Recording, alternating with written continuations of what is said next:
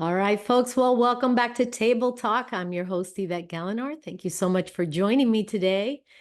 And my guest today, I'm super stoked about because he is someone that I have been wanting to interview for quite some time and pick his brain. And that's what we're going to do today. We're going to have an awesome talk.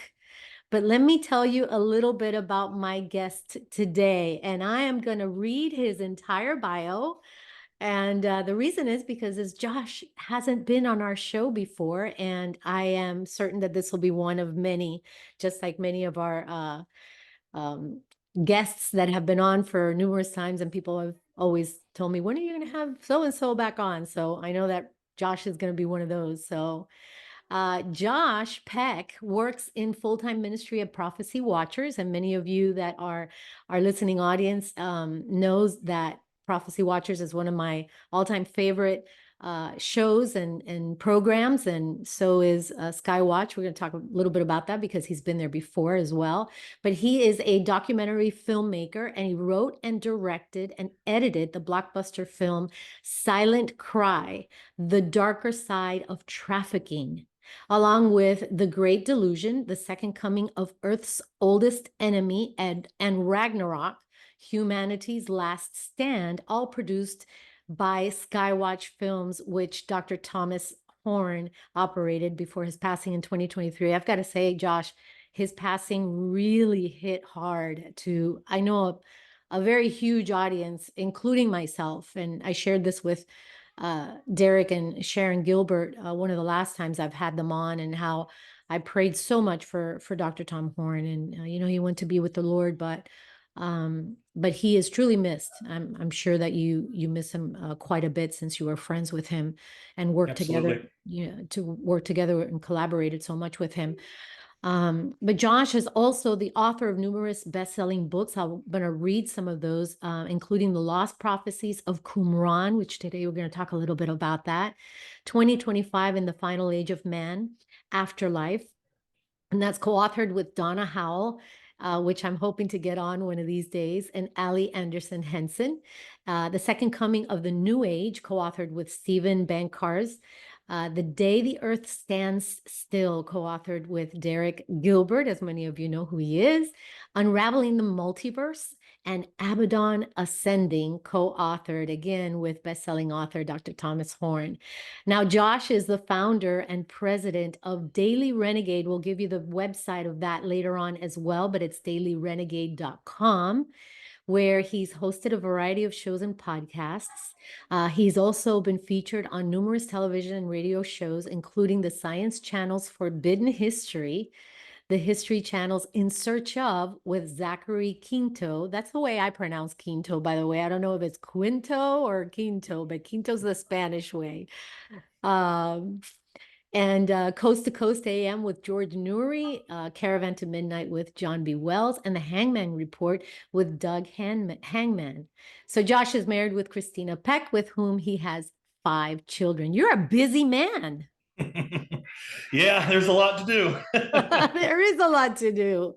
Well, Josh Peck, ladies and gentlemen, welcome to Table Talk. Thank you so much for taking the time to sit with us today. Absolutely. Thank you so much for having me on. I'm looking forward to our conversation. Same here, same here. Well, like I said a moment ago, there are just so many things that I would love to ask you. Off camera, I was telling you that I've been following you for a while, and not to be creepy or anything, but I've been following your work for quite some time. I've got a couple of your books and stuff. So, and of course, Dr. Thomas Horn's books, which I know you've collaborated with, and have watched some of the DVDs that they've put out, and it's just fascinating. Some of the things that you have brought to the surface and have talked about on numerous podcasts, and your work is absolutely, I mean, I hate to keep saying the word amazing because so many people use that word, but it is really bar none. It's fascinating work. And you just released a real fascinating 2-volume book set on prophecies found in the Dead Sea Scrolls. What I want to do is start today, if you don't mind, if uh, here in Table Talk, we've talked a lot about a lot of things. We've talked about UFOs. We've talked about quantum physics, dinosaurs. I mean, just about everything. Dead Sea Scrolls, we haven't really touched on too much. So this is one of the reasons why I loved having you on, or inviting you on. But tell the audience what the Dead Sea Scrolls are. A lot of people don't really know. A lot of Christians don't really understand this, right? And talk to us about this new work that you've compiled. Sure. Yeah. So the Dead Sea Scrolls are a collection of ancient manuscripts kept by Jewish people. So, and this was at the latest, this was a couple hundred years before the birth of Christ. Many of the manuscripts are probably much older, or copies of even older manuscripts, but they contain all the books of the Old Testament except for Esther. At least we haven't found Right. Esther. That doesn't mean that they didn't have it. We just haven't Yeah. found it. So, but that's the only exception that we're aware of. They have all the books of the Old Testament, but a lot of extra biblical texts as well. So one of the most familiar ones to the people might be the Book of Enoch. Right. So that was found amongst the Dead Sea Scrolls, at least First Enoch. Okay. Um, and then there's other books that they held in high regard too, such as Jubilees and things like that. But what's amazing is in these writings, there's a number of prophecies, many of which have already come true. A lot of the prophecies were about the end of their age of Torah, which they believed was coming soon. Which we know that happened during Jesus's ministry around that time, and we're now in what they actually called the age of grace. So Right. it's really phenomenal. And just to preface this as well, for people brand new to this who might be a little shaky about extra biblical books, we Yes. don't we don't look at these as inspired text. I look at them, and I open the 2-volume set. I open the books with an introduction about how we got our Bibles and why the Dead Sea Scrolls weren't Okay. included. Now, just because something's not inspired, or maybe was inspired for a time but not another time, that doesn't invalidate them completely. I tend to look at it as more history. Yes. So if we look at it like that, I think that can help out a lot. We don't use the Dead Sea Scrolls to gain doctrine or anything. The Dead Right. Sea Scrolls don't change anything that the Bible has already taught us. So we get all of our doctrine and theology from the Bible. Yeah. But what's amazing is the Dead Sea Scrolls not only contains a lot of history, but a lot of prophecy that helps add context to some of the things in the Bible. So one really good example, and I'm sure we'll get into this conversation more later, but they had their own calendar system, and the people who kept the Dead Sea Scrolls, there was a community of Zadokian priests in Qumran that lived in Qumran. They wrote and kept the Dead Sea Scrolls. But then there were also what are called Essenes all throughout Israel, and Essene was like the third faction of Jewish belief system at the time. So you had Pharisees, Sadducees, and Essenes. It's sort of how we have Protestants and Catholics and I don't Right. know, Orthodox, Greek Orthodox. Yeah. It's sort of like that. They're different schools of thought, different interpretations. But the Essenes maintained that they said that they maintained the original Jewish interpretation of the Old Testament that the Old Testament teaches. And when you read through the Dead Sea Scrolls, they were right. It's really interesting when you read through the Dead Sea Scrolls. There's a lot of Christianity in there before Christ. Yeah. So it's really phenomenal. And then obviously the Pharisees and Sadducees had wildly different beliefs about a lot of things. Like the Pharisees believed that prophecy had ceased, that there wasn't any such thing as like new prophecies anymore. The Essenes clearly didn't believe that, and the Sadducees basically kind of didn't really believe in anything. They didn't even believe like in an afterlife or angels or any of that stuff. So three very different schools of thought. So the Essenes would have been the ones that would have studied the Dead Sea Scrolls and what was called the Testament of the Patriarchs, which we have found fragments of that as well.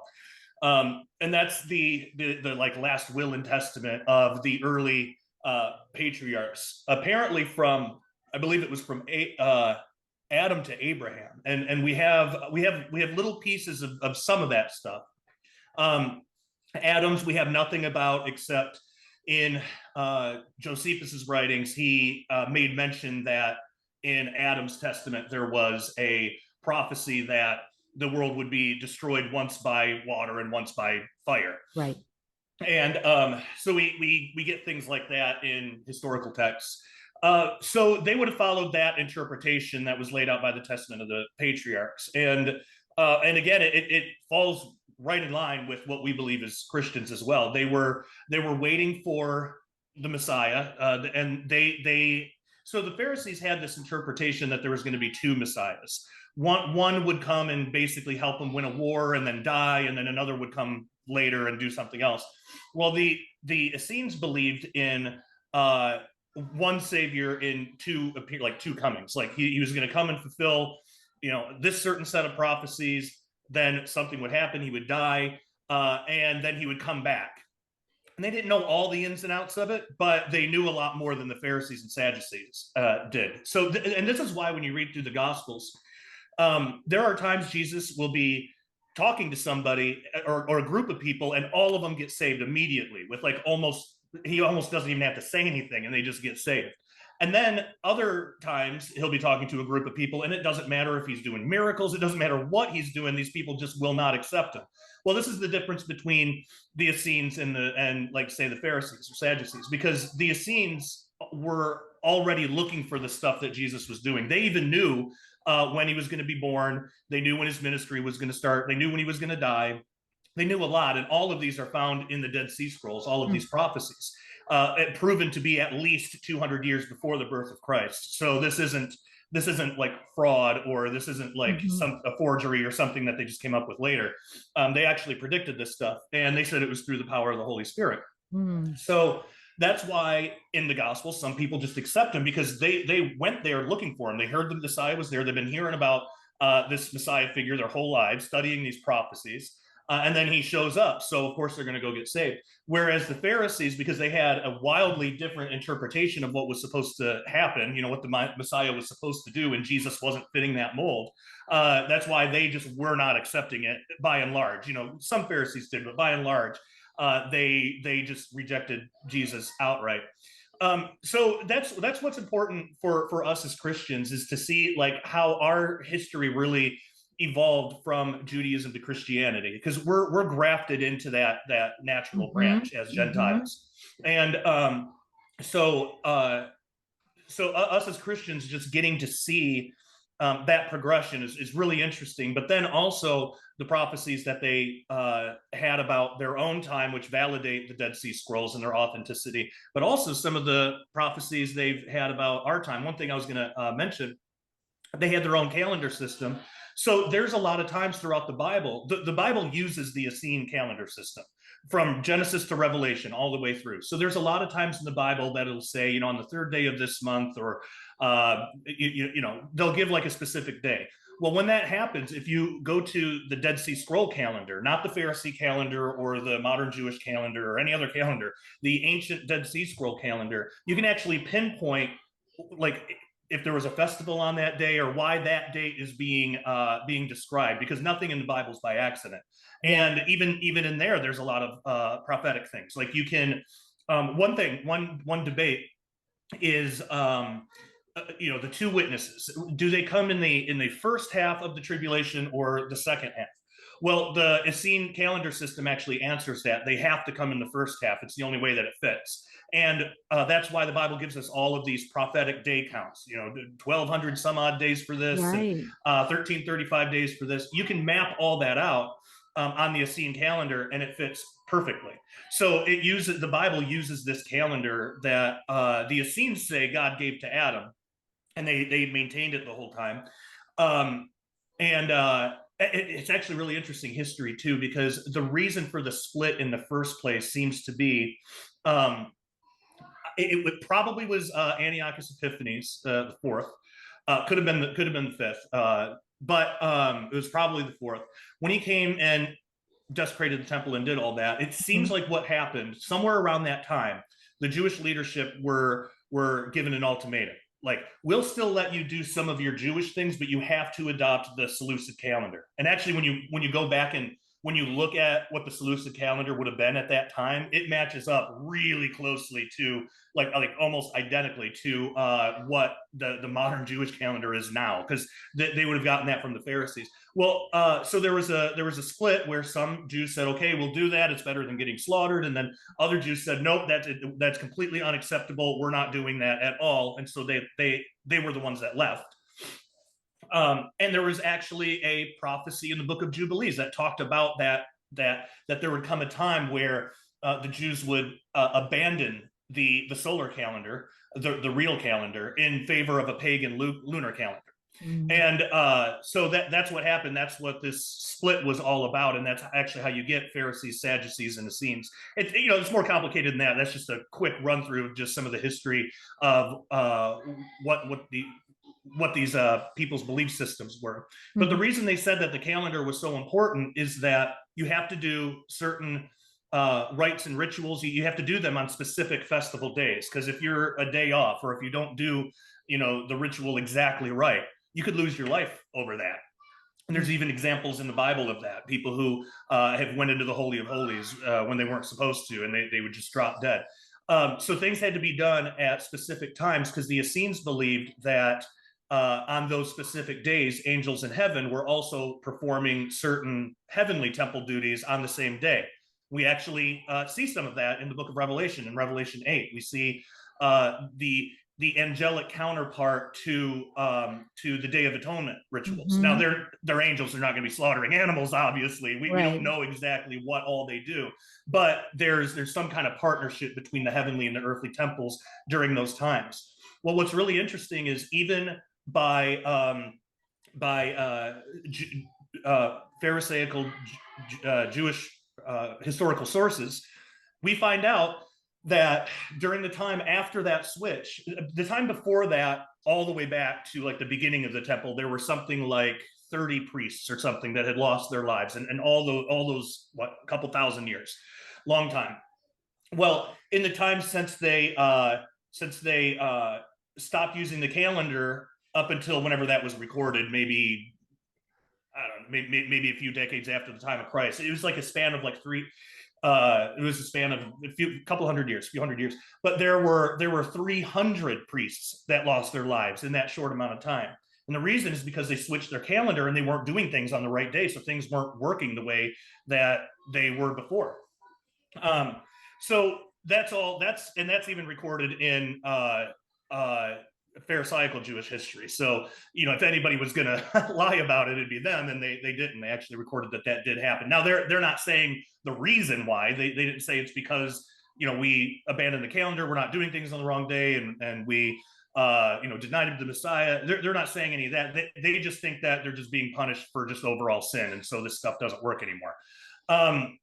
So it's really interesting history to look back and see how all of this played out, and then how at the time of Jesus, when he gave out the Great Commission, the people that took it the most seriously were converted Essenes, that became Christian. They went out to the four corners of the world. They were the ones that went out and spread the gospel. So we actually, as Christians, we come from the Essenes. So that's why the Essenes and the Dead Sea Scrolls are so fascinating and so important. Just a few reasons, anyway. I love that. What a great explanation about that. And I love how you started at the top talking about, it's an extra biblical book, just like the book of, Enoch and things like that. Someone asked me about that the other day because, my husband and I pastor a church. We're the senior pastors and founders of a church here in Miami. And, people get very weird about, oh, the pastor talked about first Enoch, or, they quoted Enoch or what have you. And so, or she's talking about the Dead Sea Scrolls, kind of thing. Right. So, I get that, but I think it's important to understand that. And I love what you said, that it's more, I explained this to someone the other day, historical. You've got Josephus's what's which, are phenomenal historical writings that are factual of what occurred, right? What he witnessed and not. So I'm glad you mentioned that. Tell us how were the Dead Sea Scrolls found? And this was really cool. So in the late 40s, there was a Bedouin sheep herder child, and apparently one of the sheep had gotten lost or something. So he was throwing rocks into caves to try to get it back, to like scare it out. And when he was doing this, he heard something break. So he checked it out, found a clay pot with writing in it, and then he went and told somebody apparently. And then excavations were done, and the first thing that they found was Isaiah. And in Isaiah, there's a prophecy about how the old ones will, in the end times, the old ones will speak out of the dust of the earth. Well, that's most likely the Dead Sea Scrolls. Like the old prophets are going to speak. I mean, because we're not expecting there to be like the ghosts of the prophets are going to come up and start speaking again. But speaking out of the dust of the earth, that's where these were found. So it's very likely that in Isaiah that was a direct prophecy. Well, what's interesting about the Isaiah scroll is the guy that was going to bring it back to be studied and stuff. He was actually stuck in Israel for a little while because the war had broken out. When Israel became a nation again. So this happened right at the same time that Israel was becoming a nation again. So this is all prophetic, like a really, I mean, it would have to be the craziest coincidence ever if this wasn't prophetic and deliberate, and if God wasn't doing something here. That's so right. So like I said, the way that I look at the Dead Sea Scrolls, they're miraculous. I mean, they're prophetic, they're historical, but I would even go far as to say that at least some of them may have been inspired for excuse me. All You're right. fine. I accidentally touched I was adjusting this and it brought up Apple Music. Oh. Anyway. Sing it along. Yeah. So where was I? What was the last thing I was saying? Oh my goodness, I'm thinking about the songs now that you're hearing in your ear. You were talking about totally how miraculous it was to have found the Dead Sea Scrolls. Oh, right. So we as Christians, there is importance there for us. There's good things we can glean from it. But I would not say that like every Christian needs to read the Dead Sea Scrolls. Like if there's anybody watching, if you've got any apprehension about it, don't read them. That's totally fine. Yeah. It took me a while too. I was brought up in a really like I don't like more fundamentalist Baptist upbringing, and nothing against that at all. But it took me a while to kind of get used to the idea of even how to look at the Book of Enoch, except as just something that you're never ever supposed to read. Don't even think about it. Don't touch it. It's sinful. And I was kind of brought up in that without really giving a reason why. It's like, well, it's not in the Bible, so don't read it. It's like, well, yeah, the manual for my toaster oven's not in the Bible either. But if my toaster oven breaks, I want to read that and see what it says. It still contains truth. Yeah. So it took me a while too. And so if somebody's listening to this for the first time and they're like, I don't know about that, it's not going to make you more Christian. You're not going to be like super saved by reading the Dead Sea Scrolls. It'll just be an interesting thing. And if you're interested in history and prophecy, you're going to get a lot of that out of the Dead Sea Scrolls. And if not, then the best advice is just stick with the Bible. And but yeah, so I try to make that separation for people, just so nobody thinks I'm not saying that you're going to like get more out of, like, in a spiritual way. You're not going to get more out of your Bible if you read the Dead Sea Scrolls. You will in a context way. And sure, God can use that in people's lives to bring them closer to him. For other people, he may not. He may use other things. So yeah, even if I allow for the possibility that some of these scrolls were inspired for a time, and I think many of them were. I mean, they contain accurate prophecy. So that we know that 100% accurate prophecy can only come from God. Exactly. But that doesn't necessarily mean that it's inspired for us now. But that also doesn't mean that it's not useful for us now. So, in the first part of the book, I really try to explain all that on just how to look at this. And the best thing, like you said, the best thing is like just you look at it as history. It's historically true. You're not going to get new spiritual revelations from the Dead Sea Scrolls. At least you shouldn't, because everything is in the Bible. If you're getting some new spiritual, like, something from it, then you're probably misreading it. Yeah. Because all of the extra biblical stuff that I've gone through, all of it falls right in line with the Old Testament, and you can see how the New Testament was brought forth from that line of thinking as well. But Right. even the Essenes didn't have it perfect. Jesus still had to correct them on some things. The Essenes were really into oaths, like promises. They were really into that, to the point that if somebody broke an oath, they basically hated that person, like in an unhealthy way. Wow. So this is why you get well, when Jesus was in what was it, Samaria with the two apostles, and they're like, well, hey, should we just rain fire down and just kill them all now? And he's like, Right. no. And those were Essene apostles that were with him. So they had to be corrected on some stuff too. They weren't perfect. Right. But they had to be corrected a lot less than the Pharisees or the Sadducees. I mean, it would be like if Jesus was around, today in bodily form. Like if Jesus decided to come, now instead of 2,000 years ago. Well, we would be asking a lot of the same questions. Which interpretation is right? Is it a preacher rapture? Is it Protestant? Is it Catholic? We have our own set of things that we would be asking and wondering about, and that we would need to be corrected on too. Like I'm totally a Protestant, through and through. But I am sure there's still plenty of stuff. Like if I'm right on that, I'm sure there's still plenty of stuff I would need to be corrected on. So the Essenes didn't have it all 100% perfect either. They were the closest to it. And one of the things that we can really glean from the Essenes is that they were teachable. Jesus was able to teach them and correct them, and they adopted Jesus' ways when they conflicted with some of the stuff that they learned. And a lot of that had to do with love and forgiveness and stuff like that, because they were, they were pretty hard-nosed about how they would treat somebody if they broke an oath, or the way that they thought about the Pharisees. Some of their writings, I mean, hate might be too strong of a word, but they were definitely looking forward to a day when God would punish these people, and it's all over in their writing, because of their great sins and everything.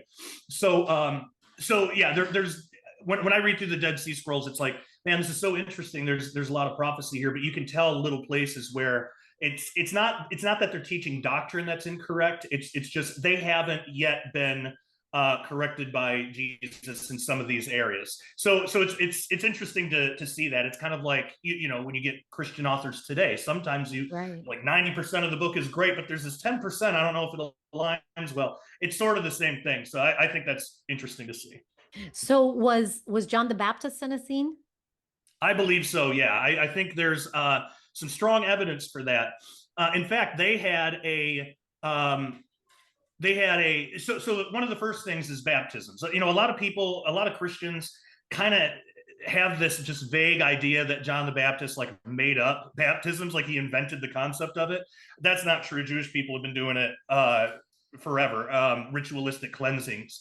But what's interesting is the way that John the Baptist did it was different than the way that the Pharisees did it. And John the Baptist did it in accordance to what's called the rule of the community, which is a Dead Sea Scroll. And it basically lays out, like, if you're going to be a Essene, or if you're going to be a Zadok priest, like, here's what you do, here's what we believe, here's what you don't do. It's basically just the rules of being in that community. Well, they had they have one that says he should not go into the waters to share in the pure food of men of holiness, for they have not been cleansed, unless they turn away from their wickedness, for it is unclean among all the transgressors of his word. Now, what's immediately striking about that passage from the rule of the community is that it does sound almost exactly like our understanding of baptism today as modern Christians. So first, we have to accept Jesus as Savior and repent of our sins, which is just another way to say turn from wickedness, and then we can get baptized.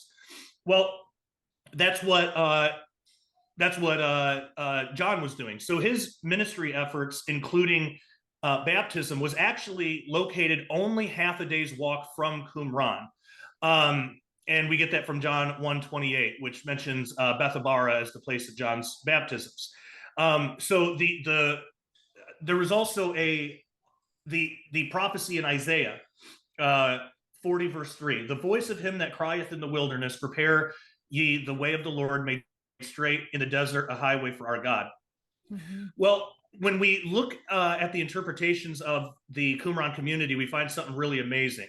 So the Dead Sea Scrolls record the belief of the Qumran community that they were to fulfill that prophecy in the book of Isaiah about being a voice in the wilderness that paves the way for the coming of Messiah. So from the community rule, it says, and when these exist as a community in Israel in compliance with these arrangements, they are to be segregated from within the dwelling of the man of sin, to walk to the desert, to open there his path, capital H, talking about God. As it is written, in the desert, prepare the way of Yahweh, straighten in the step a roadway for our God. Now, as we know from the Gospel of John, this prophecy was fulfilled by John the Baptist. It was explained in his own words. So John 1:23 says, John said, I am the voice of one shouting in the wilderness, make straight the way for the Lord, as the prophet Isaiah said. So if the Qumran community believed that they were supposed to fulfill this prophecy, and if John the Baptist claimed that he was the fulfillment of it, then it makes perfect sense that John the Baptist would have at least been a member of the Qumran community. But not only that, John the Baptist was probably more than a member of the community. He may have been the leader of the school of the prophets, which would have still been in effect. There's an ancient document, and I include it in my book, but there's an ancient document that lists all of the leaders of the school of the prophets ever since it started, up to basically up to John. And it lists John the Baptist as one of the final members before everything happened and they had to leave. Now, what's interesting too is there's a description of how the master of the community is to behave and what responsibilities he has. So this is from the Community Rule, column 9. It says, he shall impart true knowledge and righteous judgments to those who have chosen the way. This is the time for the preparation of the way into the wilderness. So what's interesting there too, that not only does that sound like John the Baptist, but in Acts, we hear Paul talk about a sect called the Way. Well, that's how the Essenes, that's how the Qumran community referred to themselves. They called themselves the Way. And so it says right here, so if John the Baptist was the leader of the Qumran community, then, that would give additional weight to his description of himself as being, the voice of one shouting in the wilderness, make straight the way of the Lord. And this also seems to point back to, the purpose of the master of the Qumran community, according to the community rule. Also, another weird detail is John the Baptist's diet of locusts. So in Mark 1:6, it says, John was clothed with camel's hair and with a girdle of a skin about his loins, and he did eat locusts and wild honey. And now what's interesting is there's another document called the Damascus document. And this was like another, it might have been part of the community rule, but this was another document that talked more about the Qumran community, what they were supposed to do, the rules and regulations. But what's strange is the Damascus document provides details on how locusts were actually to be eaten. So from the Damascus document 12:14b to 15a, it says, and all the locusts, according to their kind, shall be put into fire and into water while they're still alive, as this is the regulation of their species. So as it stands right now, there are some differences of opinion about whether locusts were a common delicacy in Israel during this time. However, the evidence seems to indicate that it was extremely rare and may have only been known within the Qumran community. So I'll just give a quick quote on this.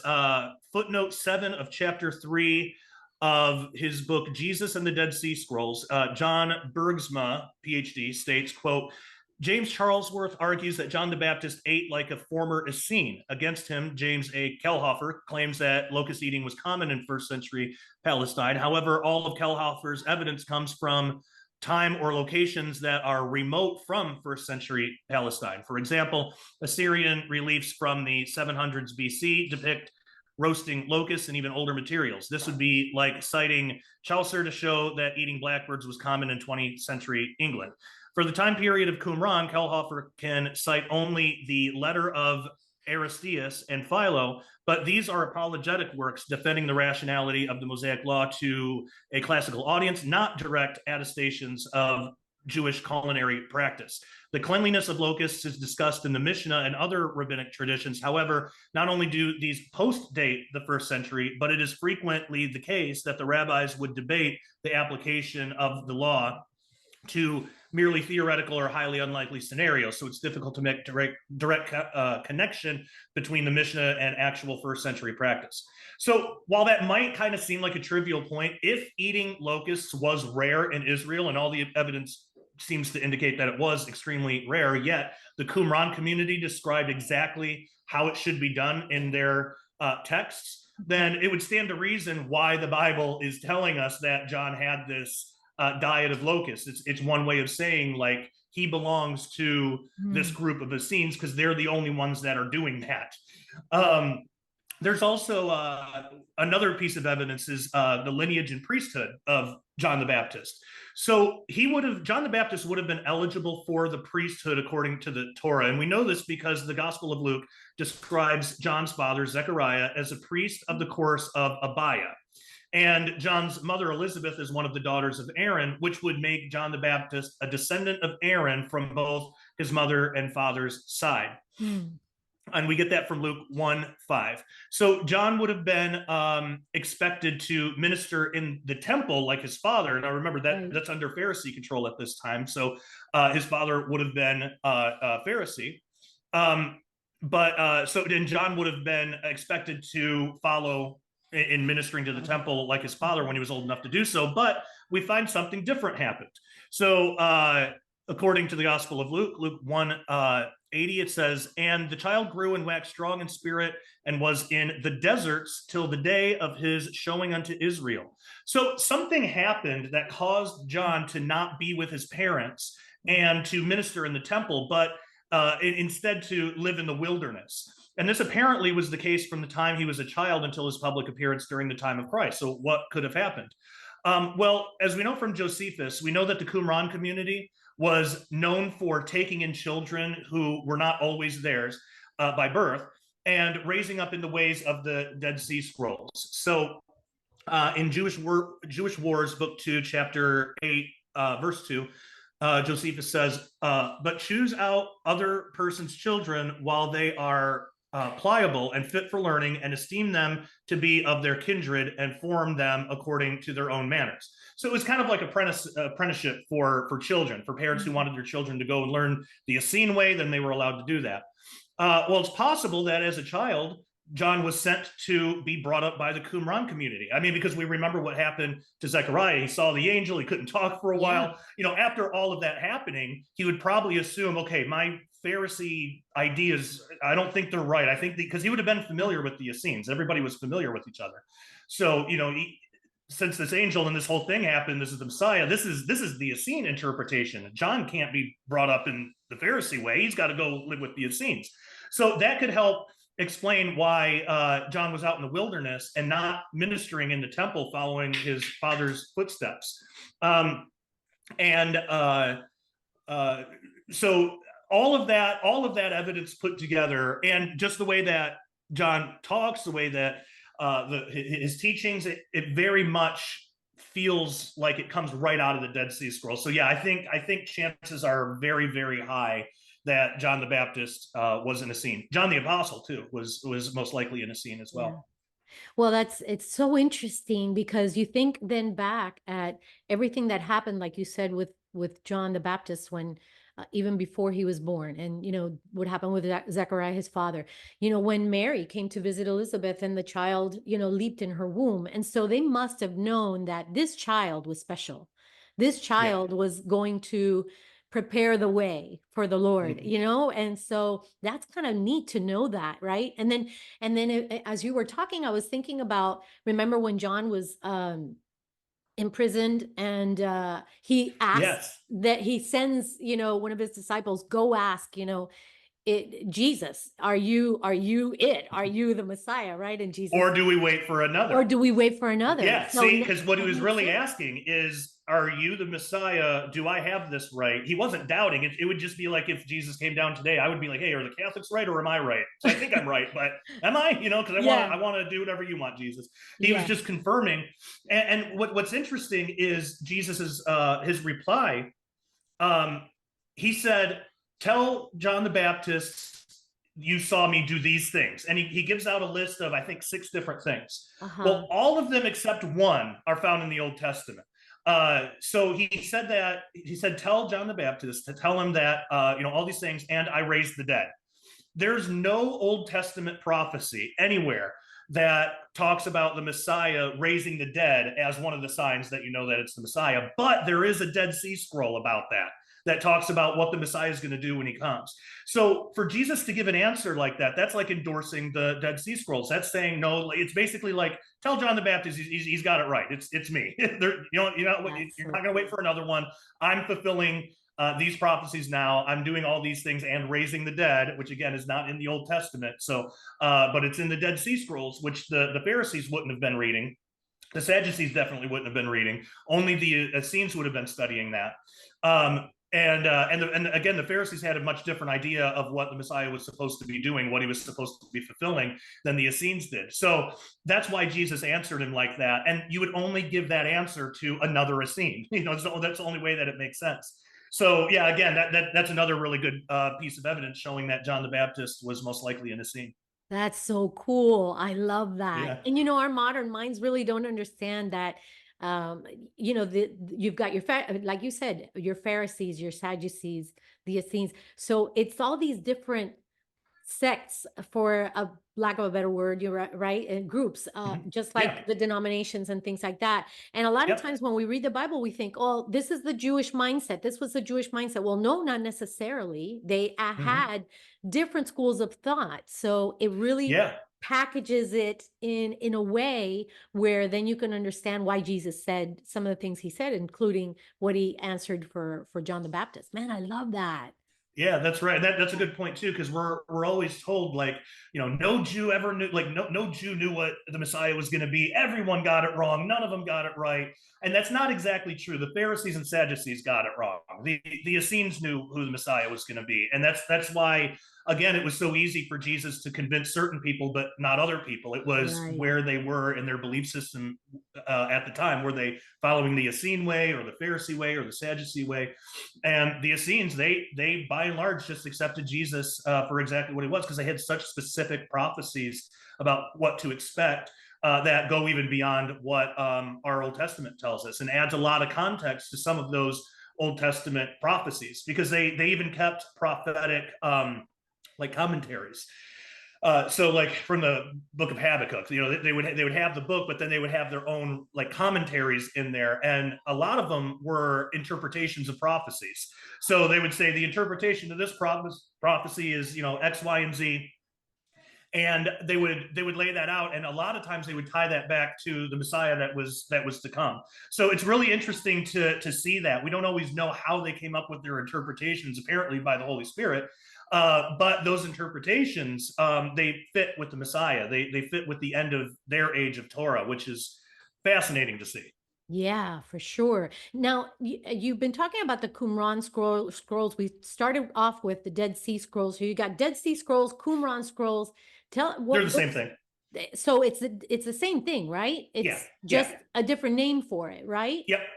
Okay, just so. Yep, it's all one big collection of scrolls. And yes, Qumran scrolls, Dead Sea Scrolls, it's all the same thing. Yeah, fascinating to see. We've been to Israel several times, and then we've gone to the museum there, and so it's just a fascinating thing to see.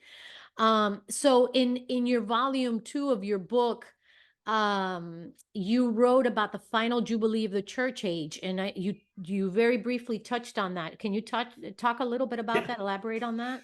Yeah, sure. So this goes back to the Essene calendar system. Okay.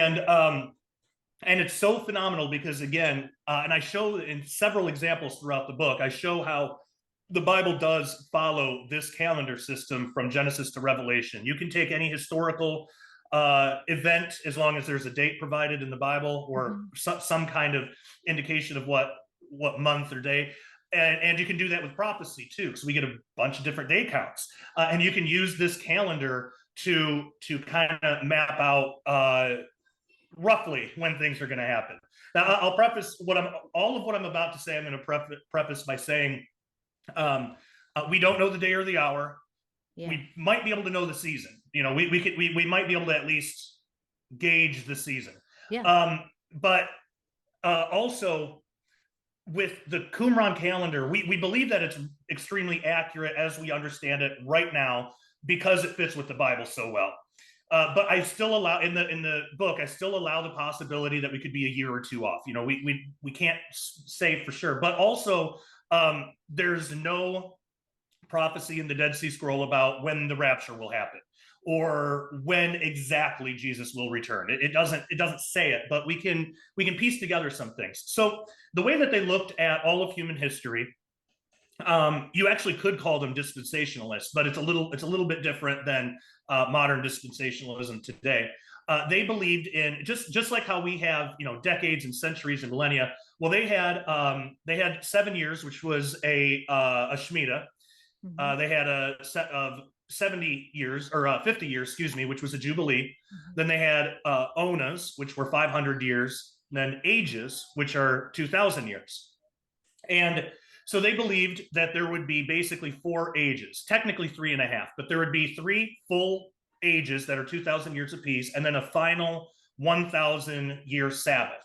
Now, immediately, we as Christians would recognize that as the millennial reign of Christ. And that's how the Dead Sea Scrolls describe it as well. They don't say Jesus Christ because they didn't have his name, but they talk about the Messiah.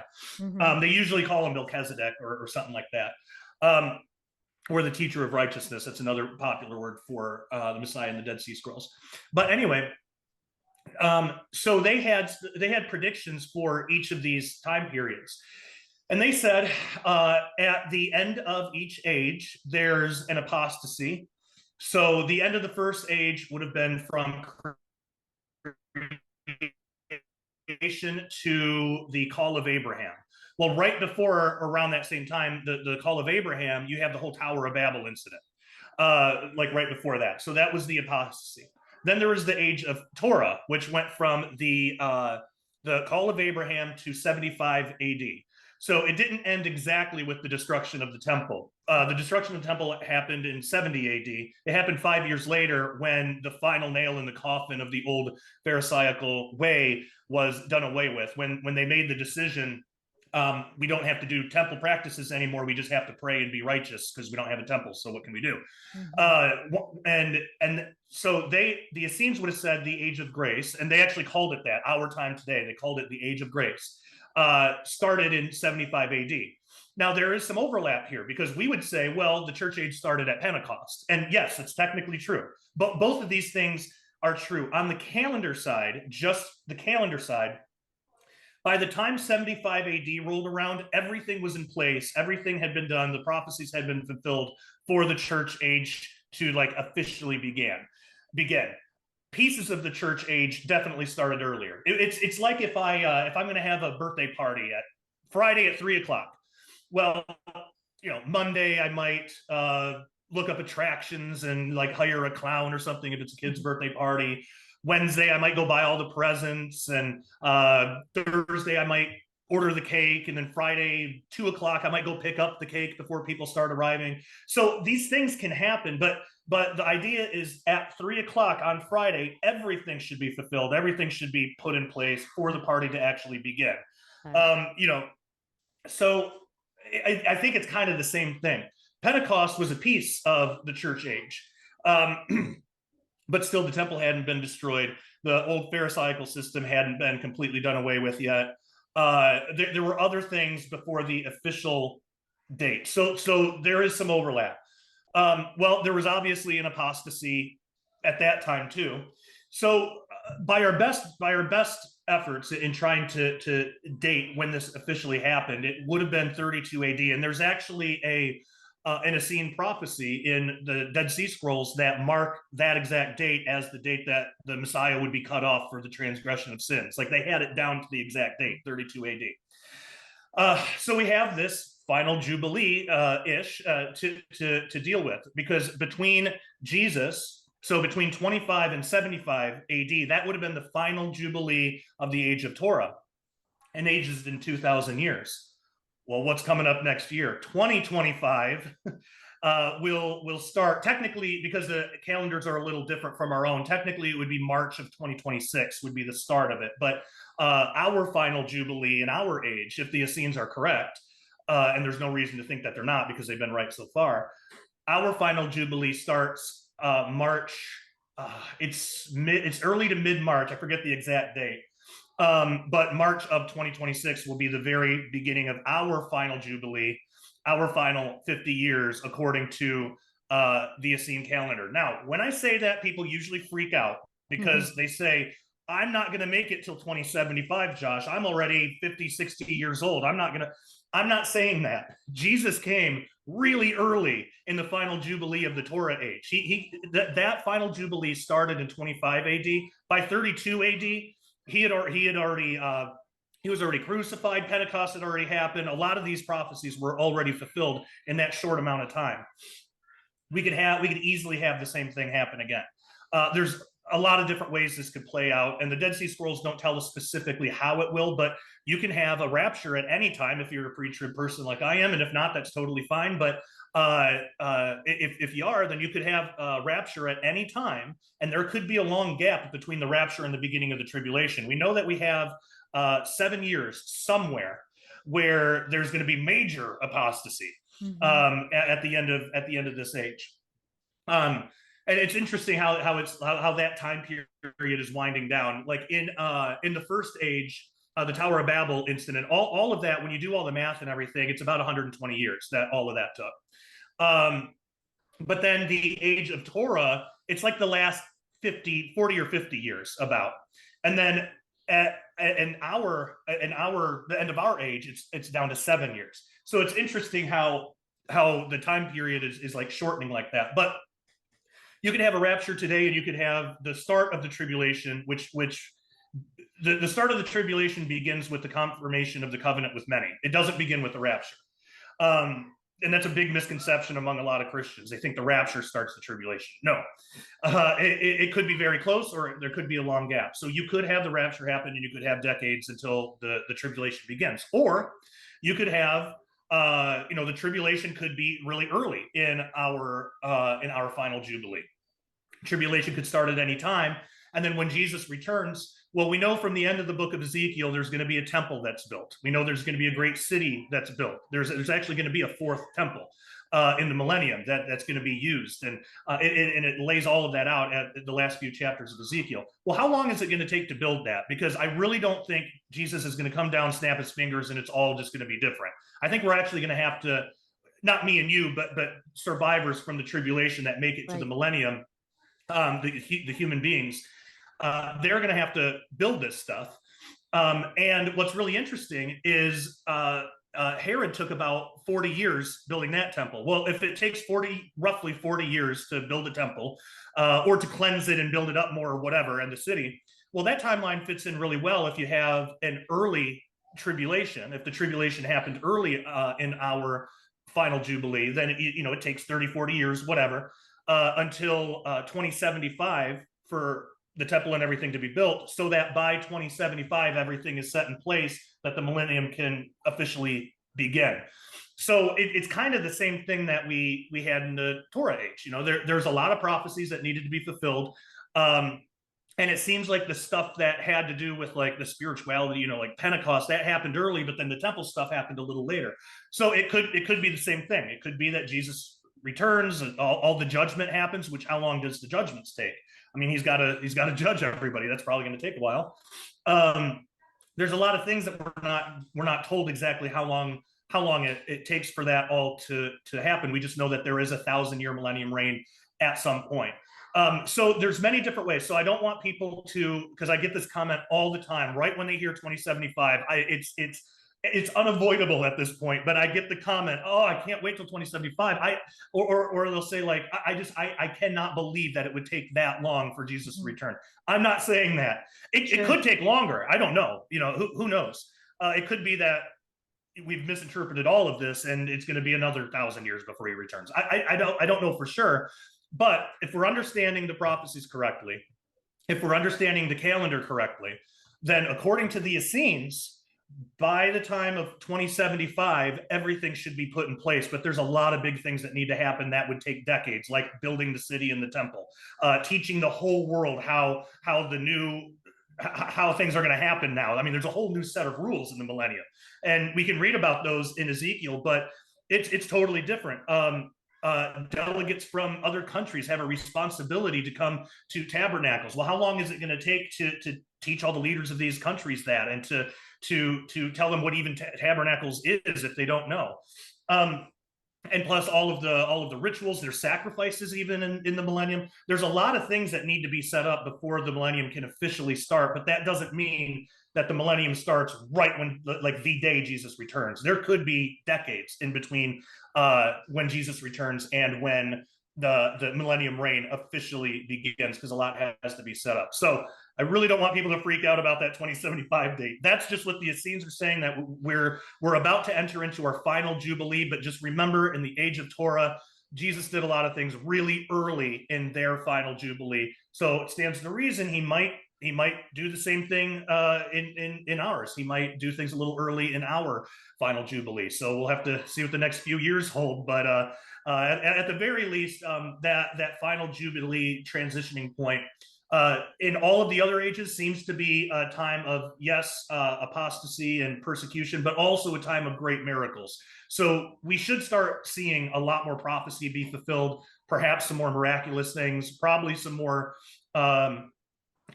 problems too, because of the apostasy, but we're already seeing that every day, and it's getting worse every day, and we all recognize that. So yeah, we're gonna have to just see how the next few years pan out and see what happens. Very interesting. You said something a minute ago about the rapture. I'm a pre-tribulation rapture believer as well. So high five for that. And I know that it's contentious. I know that I just talked to our church about it just yesterday, actually. Yeah,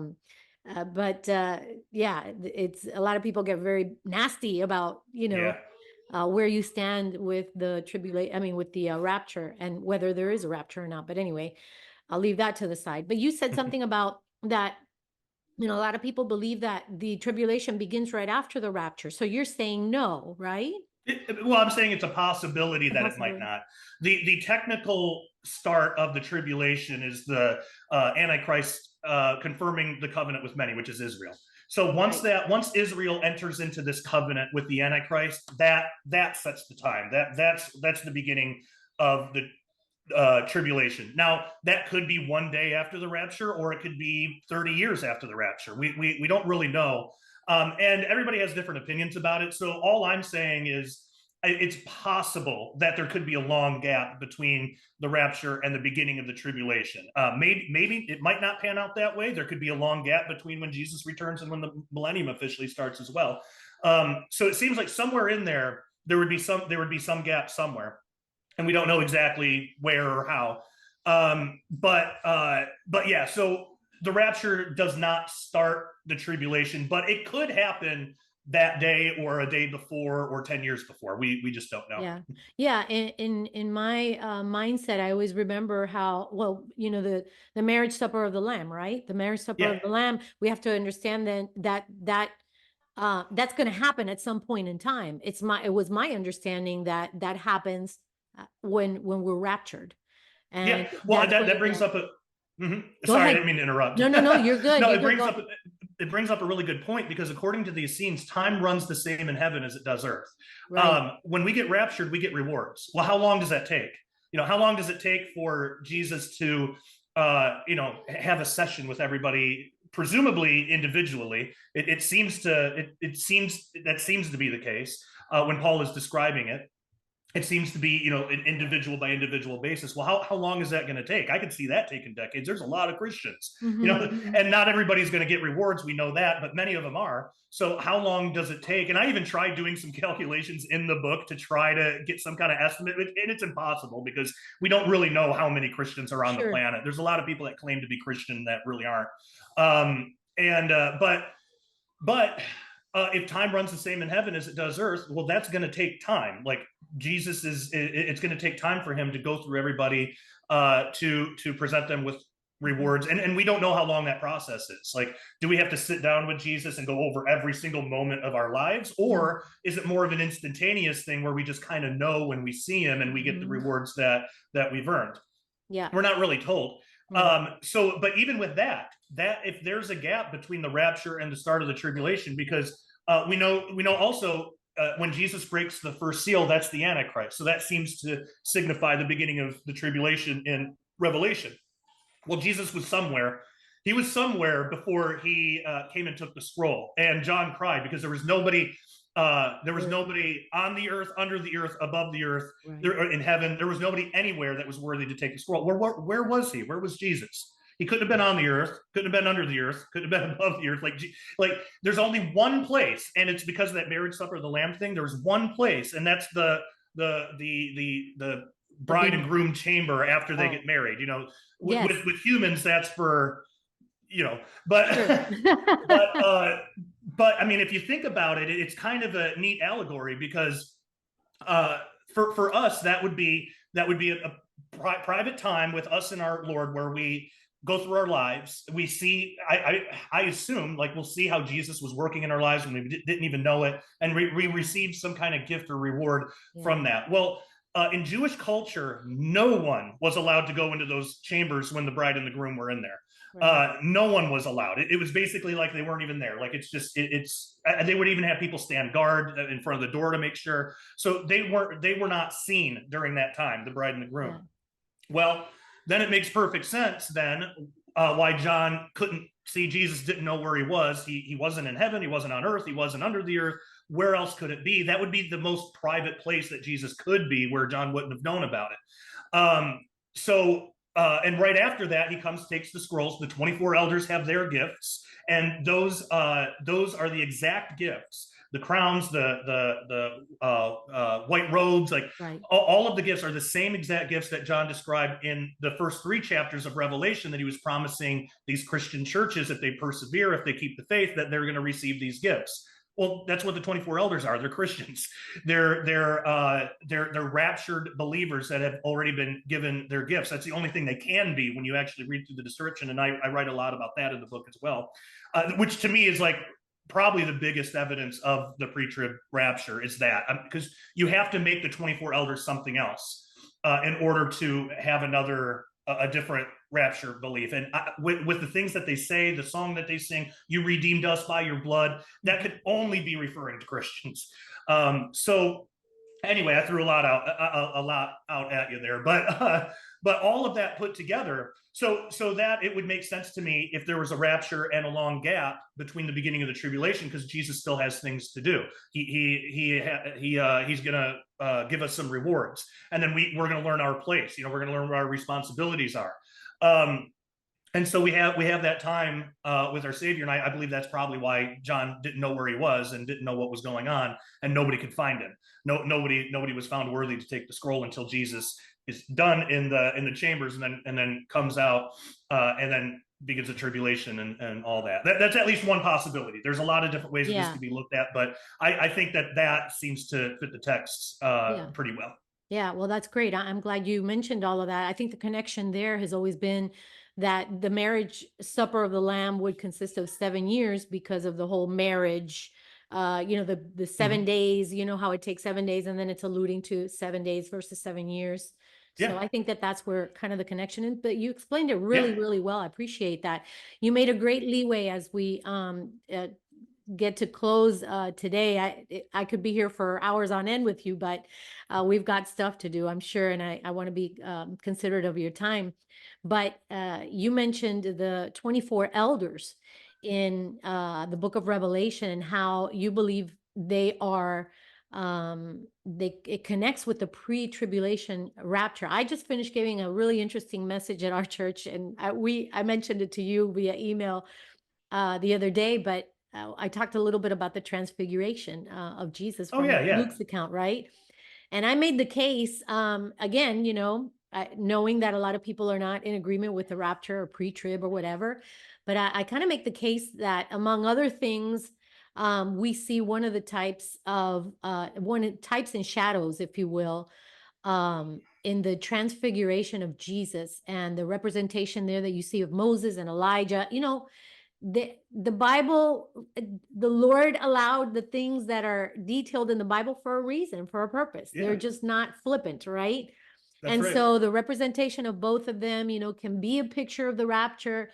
And I Yeah. believe that there are many Bible verses and accounts that point to a pre-trib rapture. And, I don't need to convince you because you believe in pre-trib rapture as well. But you touched on the 24 elders in the book of Revelation. So real quick, who are they?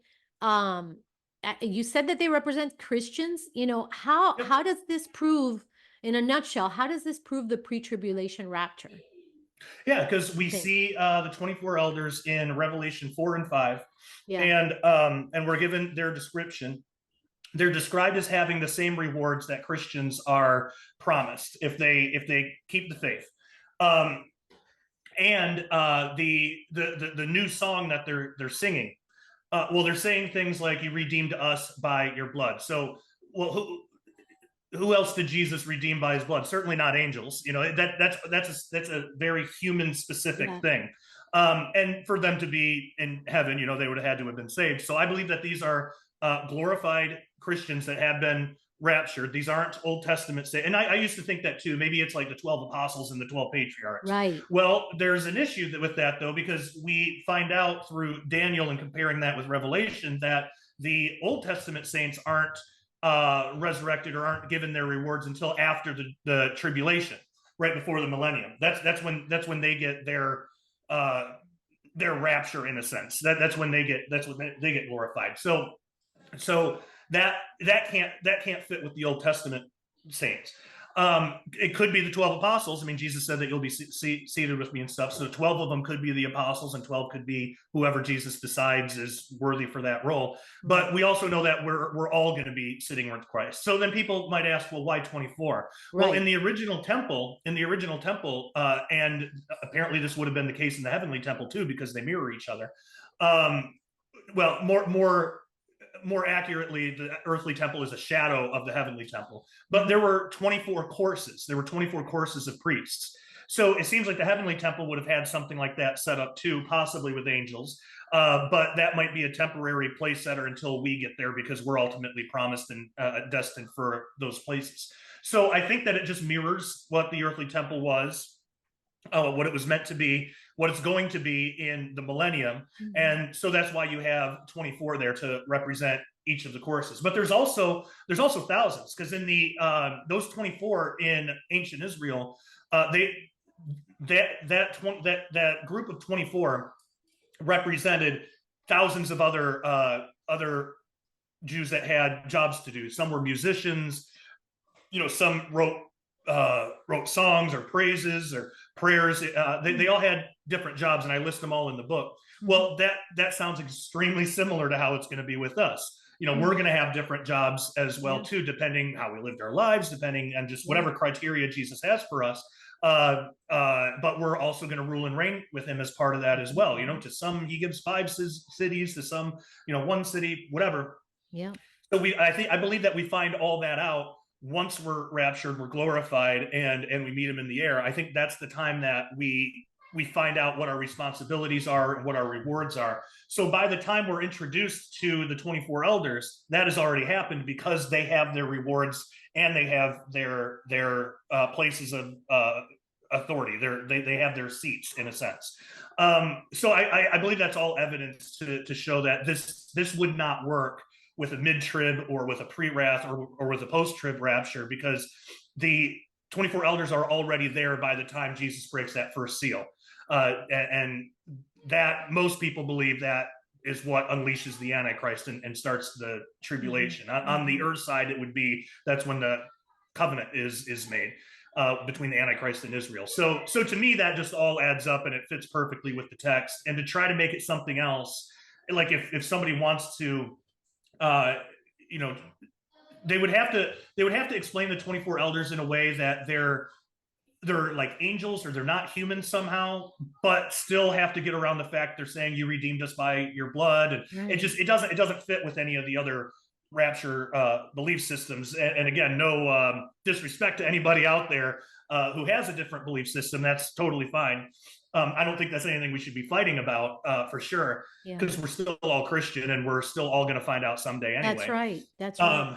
So, but that's what personally leads me to believe more in a pre-trib rapture than anything else. Yeah, and they can't be angels because, like you said, they weren't redeemed by the blood of Jesus. Angels Right. aren't redeemed by the blood of Jesus. So And they're sitting with Christ. Angels were never right. promised that. Angels are always standing up. You don't ever see an angel sitting in a place of authority like that with Christ. We're promised that as human beings. Angels aren't.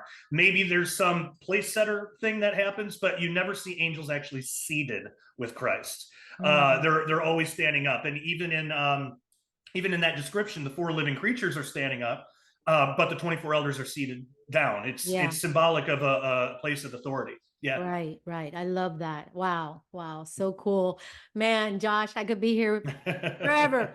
We were supposed to get into some quantum physics and things like that in the Bible, but maybe we'll leave that for the next time. Sure. I know that time is running away from us. But tell the audience where they can find your work. And I cannot stress enough, you guys, go to Josh Peck's website and grab all his material. But go ahead and share where people can find you, your socials. Yeah, sure. So if people want to get the books, it's a 2-volume set. So make sure you get both books, because one book will not make sense without the other. You need both. But you can get them at prophecywatchers.com. That's the best place to get it. If you want like the Kindle or the audiobook, yeah, you can go to Amazon. But if you're indifferent, you just want the paperback, why support Jeff Bezos when you could support Prophecy Watchers? So prophecywatchers.com is the best place to get that. And then my personal website is dailyrenegade.com, which, as you mentioned at the beginning of the show, I host a variety of videos and TV shows, or streaming, like YouTube type shows, but things that I can't put the whole video on YouTube because YouTube has deleted our channels, deleted our content before. So we created Daily Renegade. There's like a watch page that works exactly like YouTube without the censorship. And then there's a community page that works just like Facebook without the censorship. So we as believers, this gives us a place where we can go and we can talk to each other and fellowship, and not have to worry about somebody censoring our deleting our posts because we mentioned Israel or something. And it's weird. Like I've had entire videos pulled down just because of mentioning that country's name one time. Hopefully that doesn't happen here. It seems like YouTube is in a place where they're a little bit looser with it now, but it comes and goes. I mean, they're going to be censoring. They censor in different ways now, but so it's dailyrenegade.com, and yeah, it is a membership thing. It's $10 a month or $100 a year, and I suggest people get the $100 a year if they can do it, because it's cheaper in the long run. But we had to do it that way to keep up on the cost of just maintaining the website, but also we're developing apps right now for the phone and for the TV, and then it just helps keep the ministry going.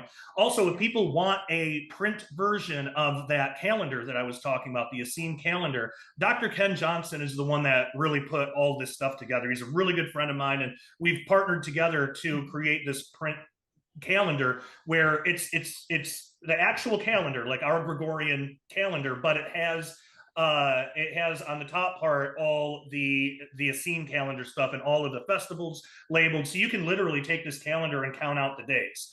And it's really easy too, because their calendar is every month is 30 days exactly. So if you have something that's like 1,260 days, you can just count by 30s, and it makes it a lot easier. Okay.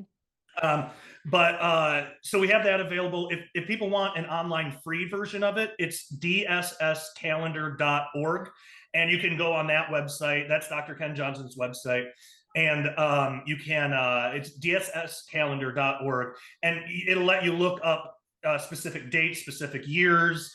If something interesting happens in Israel, you can go and find out if it fell on a feast day according to the Essenes. Because again, the Essenes had different feast days than the Pharisees. The Pharisees were all off because they were using a Seleucid calendar, but the Essenes maintained the correct feast day. So you can actually look that up and see if it falls on a feast day or if anything interesting happens. So that's another good resource for people. So yeah, prophecywatchers.com, dailyrenegade.com, and then dsscalendar.org. That's Ken Johnson's website. Awesome. And people want to support your ministry, they go ahead to Yep, dailyrenegade.com as well. dailyrenegade.com. Before they log in, there's on the homepage, there's a Mhm. donate thing. And that would be hugely beneficial to us because we're still in this transition period of moving from Illinois to Oklahoma for the Yeah, Prophecy Watchers job. We just sold our house in Illinois. Thank God, praise God that is that's done and over with awesome. because it was a nightmare.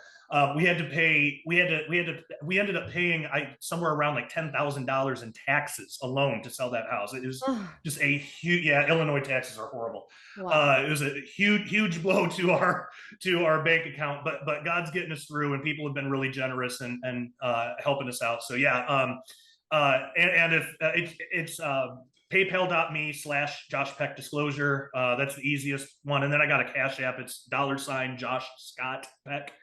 Um, and some people have just sent checks made out to me to the Prophecy Watchers PO box. I don't have a PO box set up just yet. Okay. We're working on that. So yeah, that's all my donation stuff. Thank you for asking about that. Yeah. A lot of people don't. Yeah, I no, appreciate it. absolutely. I totally believe in sowing seeds in fertile ground, and I believe in the work you're doing. I really do, and I Thank you. think that you're opening the eyes to and that's what Table Talk is for as well. Yeah. So opening the eyes of a lot of people and just opening our minds to biblical facts and digging deeper, right? Because Amen. it's not a surface level type of Christianity that we must live. We really should, get in there and get into some deep dives in the Word of God. And man, you get to know the Father's heart a lot more that way, I believe. Amen. Me And too. so a lot of times we think that the Bible or God is one way or God is like this. No, you've got to understand the heart of the Father. If you don't, then you're missing out a lot. So I do believe Amen. in sowing into good and fertile ground, and your ministry is one for sure, Josh. So yes, Thank you. I really absolutely. appreciate it. Absolutely. All right. Well, folks, thanks for listening again. Be sure to go to all of those sites that Josh was just mentioning, and we're going to have you back on. We've got to talk some more about quantum physics. I wanted to talk Yeah. about CERN. There's a lot of stuff out there that we can talk about. So thank Sounds you good. again, Josh. I appreciate your time so much. And you all Anytime. be sure to share this with all of your friends and subscribe, like, and share. And we'll see you very, very soon again on another Wednesday night. Take care.